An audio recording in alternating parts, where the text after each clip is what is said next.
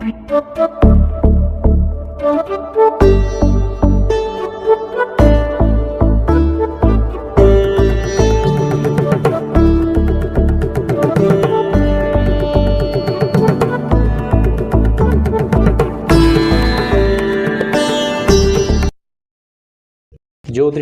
पतये नमः। अभी आपने 27वें पाठ के अंतर्गत आधान लग्न का परिज्ञान और दीपक का परिज्ञान किया। इस 28वें पाठ के अंतर्गत जो है बहुकाल प्रसव का परिज्ञान करेंगे और आधान काल से जन्म काल का परिज्ञान किस प्रकार से किया जाता है उसके विषय में चर्चा करेंगे। आधान काल गर्भाधान काल जब होता है तो गर्भाधान काल में गर्भधारण हो चुका है, किंतु शिशु का जन्म कब होगा वह कैसे जानेंगे उसकी विधि आचार्य वराह मिहिर बताते हैं।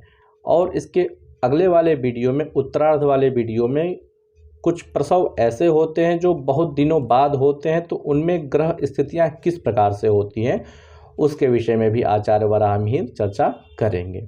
तो पहले हम जान लेते हैं कि आधान काल से जन्म काल का परिज्ञान कैसे करेंगे, उसकी क्या विधि है। तो उसके विषय में पहले हम श्लोक को देखेंगे, अन्वय को समझने का प्रयास करेंगे, संस्कृत व्याख्या देखेंगे, हिंदी भावार्थ समझेंगे और एक उदाहरण के माध्यम से इस बात को समझने का हम प्रयास करेंगे। जैसा कि श्लोक आचार्य वराह मिहिर कहते हैं, चंद्रो यावत् संख्ये द्वादश भागे निषेक समये स्यात् तस्मात् तावतिराशौ जन्मेन्दौ संभवे मासी। इसके अन्वय को आप देखें, निषेक समये चंद्रः यावत् संख्ये द्वादश भागे स्यात् संभवे मासी तस्मात् तावतिराशौ इंदौ जन्म भवति। इसकी आप संस्कृत व्याख्या देखें, निषेक समये गर्भाधान काले अर्थात गर्भाधान के काल में चंद्रः सोमः यावत् संख्ये यावत्याम संख्यायाम अर्थात जितनी संख्या में द्वादश भागे द्वादशांशे स्यात् भवेत होता है, संभवे उपयुक्ते समय आने पर, मासी मासे अर्थात उपयुक्त महीने में, तस्मात् गर्भाधान कालात् तावती तस्मिन् राशौ भे अर्थात राशि में, इंदौ चंद्रे चंद्रमा के होने पर जन्म प्रसव होता है।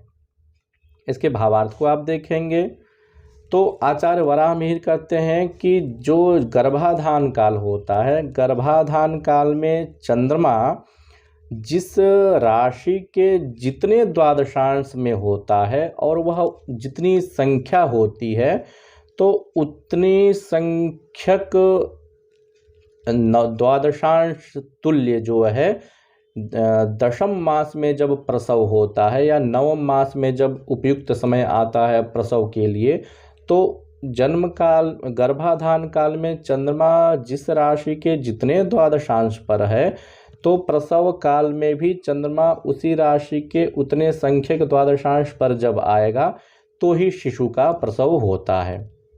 द्वादशांश क्या है इसके विषय में पहले चर्चा की जा चुकी है कि एक राशि में 12 द्वादशांश होते हैं और प्रत्येक द्वादशांश 2 अंश 30 कला का होता है। जिस प्रकार से नवमांश होता है 3 अंश 20 कला का, तो द्वादशांश 2 अंश 30 कला का होता है। तो अभी इसके पूर्व के पाठ में आपने गर्भाधान के काल के बारे में पढ़ा कि सप्तम स्थान में आपका द्विपद लग्न होना चाहिए। तो लग्न जो आपका आया उस लग्न में जो द्वादशांश आ रहा है, द्वादशांश चक्र का आपने निर्माण किया और उस द्वादशांश चक्र से लग्न से चंद्रमा जितनी दूरी पर गया हुआ है ठीक उतनी ही राशि दूरी पर जब वह दशम मास में जब प्रसव होने का समय आएगा तो वह चंद्रमा ठीक उसी द्वादशांश पर उतने ही संख्यक द्वादशांश पर जब आएगा तो ही प्रसव जातक का होता है, ऐसा आचार्य वराहमिहिर निर्देश करते हैं। तो यह बहुत ही आश्चर्य का विषय है कि गर्भाधान काल ज्ञात होने पर शिशु के जन्म का काल का ज्ञान किया जाता है। यह भी एक बहुत ही आश्चर्यजनक विधा है। कदाचित कभी कभी ऐसा हो जाता है कि गर्भस्राव हो जाता है, गर्भच्युति हो जाती है, या गर्भ में ही शिशु नष्ट हो जाता है, तो उसके लिए यह नियम उपयुक्त नहीं होगा। किंतु जो सामान्य अवस्था है कि 9 महीने पूर्ण करने पर ही 10वें महीने में बच्चे का प्रसव होता है, तो 10वें महीने में जब यह स्थिति इस प्रकार से बने, चंद्रमा उतने संख्यक द्वादशांश तुल्य दूरी पर जब गोचरवश आ जावे आपके 10वें महीने में, तो ही उस शिशु का प्रसव होगा। तो एक उदाहरण के माध्यम से इसको समझने का हम प्रयास करते हैं।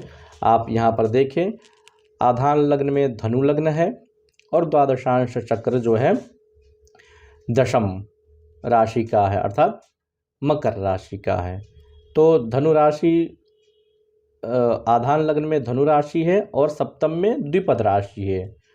सप्तम में मिथुन राशि है। मिथुन राशि जो है वो द्विपद राशि के अंतर्गत आती है। तो इसका मतलब यह आधान लग्न सही है, क्योंकि सप्तम स्थान में द्विपद राशि है, अर्थात इसमें यदि आधान किया जाएगा तो गर्भाधान सही समझा जाएगा। और चंद्रमा भी इसी में बैठा हुआ है। तो जैसा पहले कहा गया था कि शुभ ग्रहों का साथ सप्तम स्थान में होना चाहिए, तो हास परिहास पूर्वक मैथुन क्रिया होती है।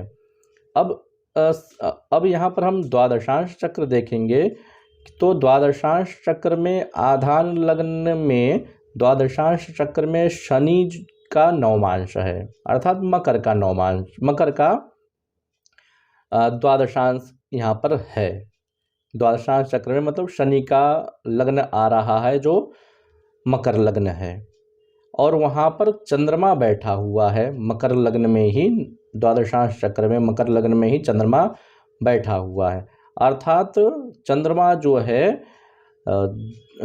मकर राशि के द्वादशांश में है।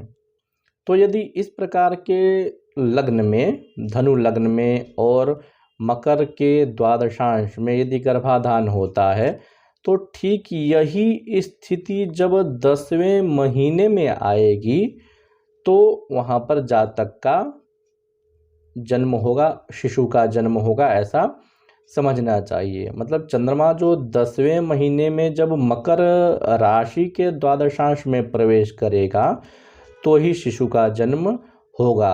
अथवा मिथुन राशि में चंद्रमा है और मिथुन राशि से द्वादशांश की गणना मिथुन राशि से ही होती है, तो मिथुन से जब हम मकर की गणना करेंगे तो मिथुन, कर्क, सिंह, कन्या, तुला, वृश्चिक, धनु, मकर, अर्थात 8 राशि की दूरी आ रही है। तो उस समय भी 8 राशि की 8 द्वादशांश राशि संख्यक दूरी पर ही शिशु का जन्म होगा, ऐसा समझना चाहिए। तो इस प्रकार से गर्भाधान काल से शिशु के जन्म का परिज्ञान किया जाता है।